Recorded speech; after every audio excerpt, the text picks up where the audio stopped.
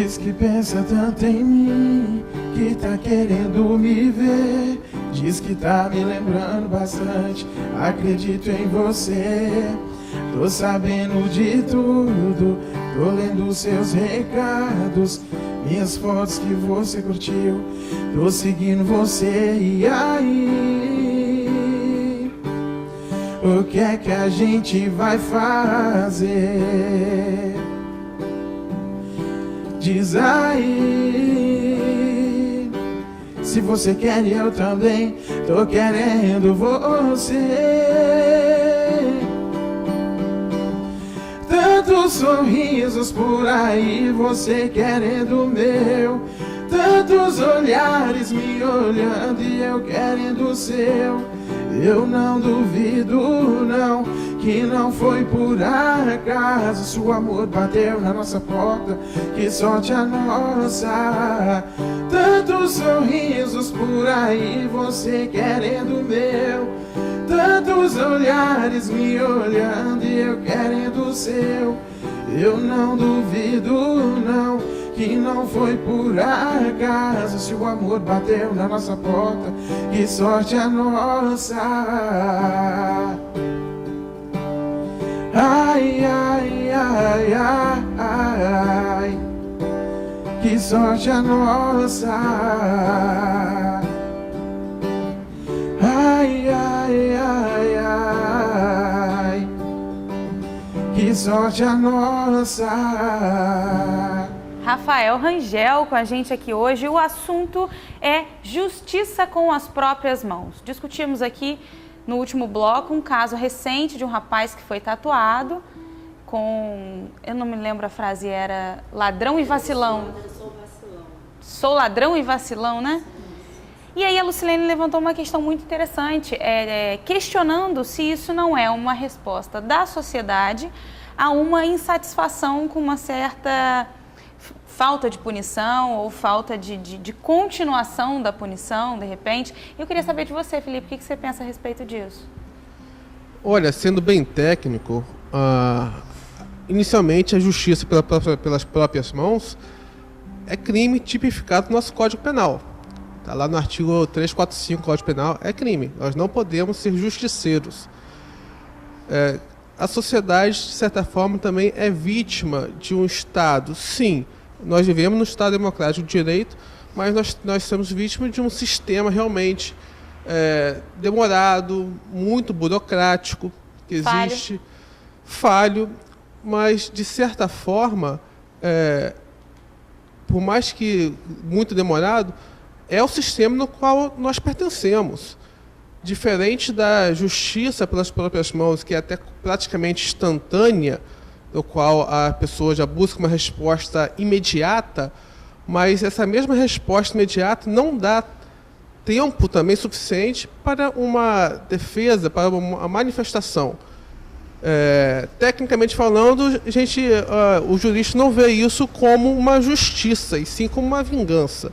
A pessoa não busca uma justiça, busca realmente satisfazer alguma situação que foi contrária ao princípio imediato de uma falha, de um desvio de uma conduta inicial.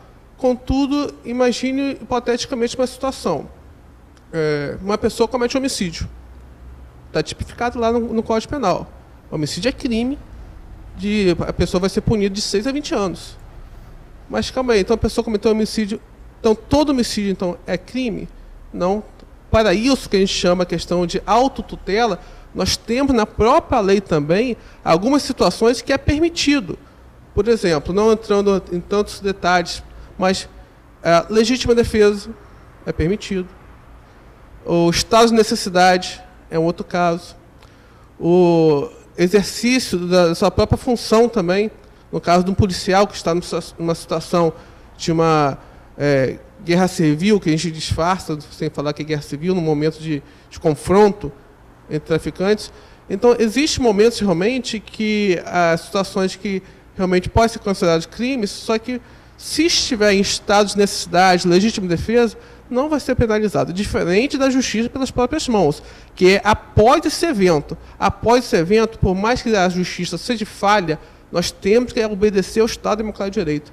Vai que a pessoa que nós estamos punindo pela justiça das ruas não foi ela que cometeu aquele crime, como já aconteceu diversas vezes no noticiário, já passou no noticiário também. E só por uma última situação, não só a gente está falando de questões criminais também, mas só que para todos os efeitos.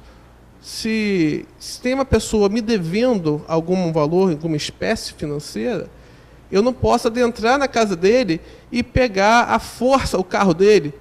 Porque ele está me devendo 50 mil, eu vou pegar esse carro que vale 20. Não, isso é exercício habilitado das próprias razões, isso é crime que a pessoa está cometendo. Então, se a pessoa está te devendo, você tem que procurar os meios legais de resolver. Tudo tem justificativa e todo mundo tem direito também à sua própria defesa, inclusive quem está supostamente sendo acometido de um crime. Desculpa, já que o Felipe citou, né, sobre um sistema que nós vivemos, mas é o sistema ao qual nós pertencemos. A pergunta é, nós quem? Porque, assim como ele mesmo citou, esses fatos, eles têm locais, têm pessoas certas, autores certos, vítimas certas para acontecer. Então, a pergunta que se faz é o quanto essas pessoas pertencem a esse sistema, ou melhor, se sentem pertencentes a esse sistema, né? Porque a cidadania ela começa justamente pelo sentimento de pertencimento. Então, a questão que se levanta é o quanto essas pessoas se sentem proprietárias ou beneficiárias de um sistema como esse, não é? Acho que é uma questão para ser levantada e ser respondida. Eu acho que o Estado ele tem que dar resposta a esse anseio social, né? A valorização das políticas de inclusão social para permitir que essas pessoas não se sejam excluídas, né? Essa questão do respeito ao Estado Democrático de Direito, do respeito ao devido processo legal, né? A nossa Constituição garante que todos são iguais perante a lei. Pode parecer ficção, né? Porque a gente sabe que existem minorias étnicas, minorias culturais.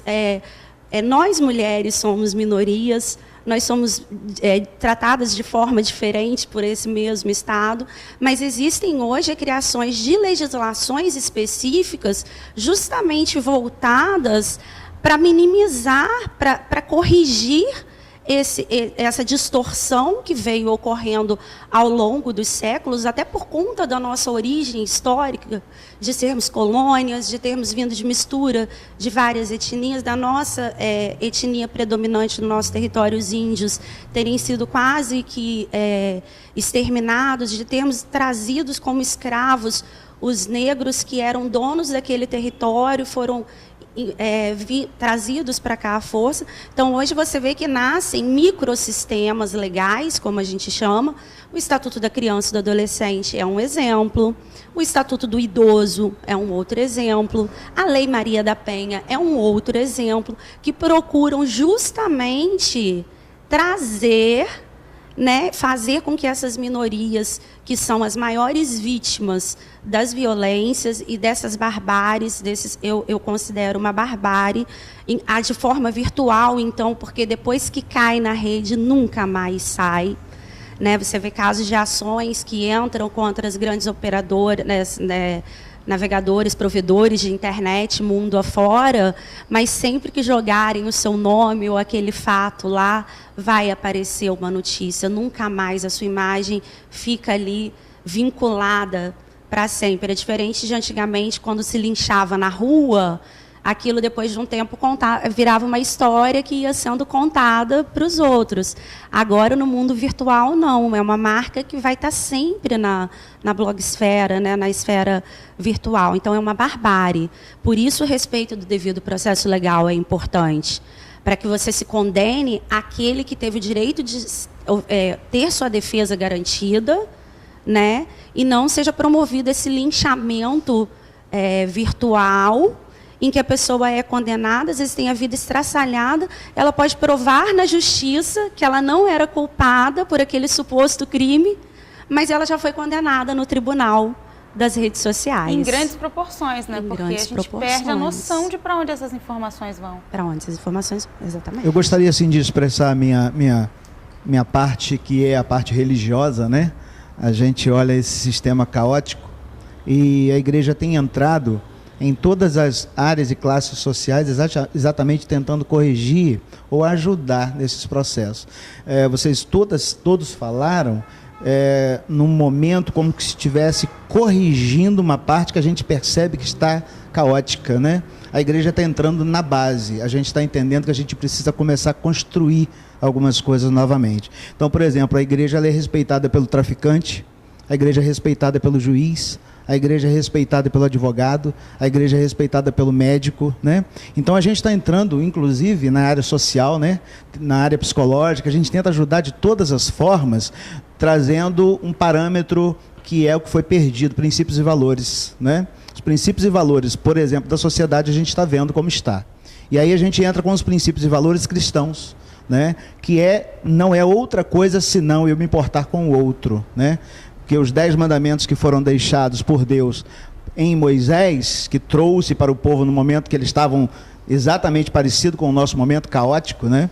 E esses 10 mandamentos se resumiram em 2, que é amar a Deus sobre todas as coisas e ao próximo como a ti mesmo. É aquilo que você falou, quando a gente estava falando aqui, eu estava pensando exatamente naquele vídeo do Espírito Santo. Eu vi esse vídeo, eu fiquei chocado, a mulher gritando, né? Me socorre, e o cara filmando como que se nada tivesse acontecendo com ele, exatamente pela proposta de que alguém vai assistir, alguém vai clicar e alguém vai comentar. Então a igreja está entrando nessa base. Jesus falou no capítulo 7 de Mateus, verso 12, ele disse assim: tudo quanto, pois, quereis que os homens vos façam, fazei vós a eles, porque assim é a lei e os profetas. Ou seja, planta que você colhe. Né? E se a gente não mudar isso da base, que são os nossos filhos, a família, na construção familiar, e a gente poderia ir falando, né, no que causa o divórcio, por exemplo, no que causa um garoto abandonado, porque o problema está na raiz, né? O nosso país, principalmente, parece que ele foi iniciado de uma maneira bem assim, do meio. A gente está tentando consertar o carro com ele andando. Eu acho que a gente precisa ir lá nos valores, voltar aos princípios cristãos, porque eles são, em primazia, visa o outro, né? Então a gente tem tentado ajudar muita gente assim, temos conseguido, né? Mas ainda não somos perfeitos. Como o Leandro Carnal, por exemplo, ele diz que a maior dificuldade dos cristãos hoje é tentar fazer os cristãos serem cristãos, né? Porque está muito difícil também, eles chegam para uma metanoia, né? Quando eles chegam para a igreja, é quase que uma metanoia, ele precisa reformular e recondicionar tudo aquilo que foi estragado na vida dele. E aí a gente entra com o evangelho, que não é nada mais e nada menos do que olha para o outro, ame o outro, se aproxime do outro, abrace o outro, e é por aí, né? A igreja está entrando nesse aspecto. Se soubéssemos todos que o maior manual de instruções está na Bíblia, o mundo seria um lugar muito melhor. Né? Exatamente. A gente vai para o intervalo rapidinho e volta já, e é claro que a gente vai com música, né? Só eu faço do jeito que cê gosta. Garanto que pra ele cê não volta. Você é muita areia pra aquela carroça. Tá viciada na pegada made in roça.